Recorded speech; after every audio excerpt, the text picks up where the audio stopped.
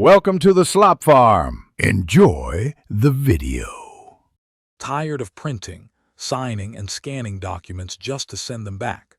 This video will show you an effortless way to sign any PDF document directly on your computer.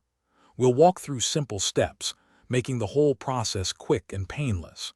You'll save valuable time and avoid all that unnecessary hassle, sending documents back with confidence and ease.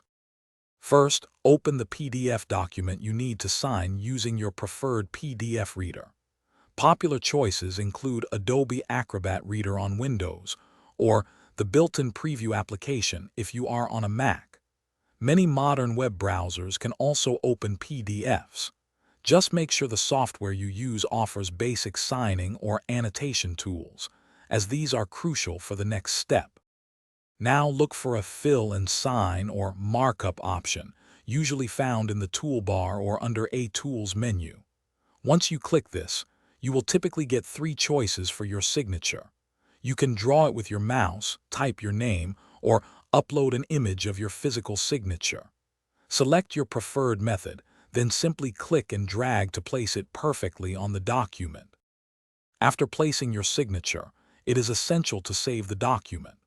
We recommend using Save As and giving it a new descriptive file name such as Contract Signed or Invoice Completed to avoid overwriting the original. Once saved, quickly open this new file again to double-check that your signature appears exactly where it should and looks exactly as you intended. Finally, open your email client and compose a new message to the intended recipient. Click the attachment icon, usually represented by a paperclip, and select the newly signed PDF file from your computer.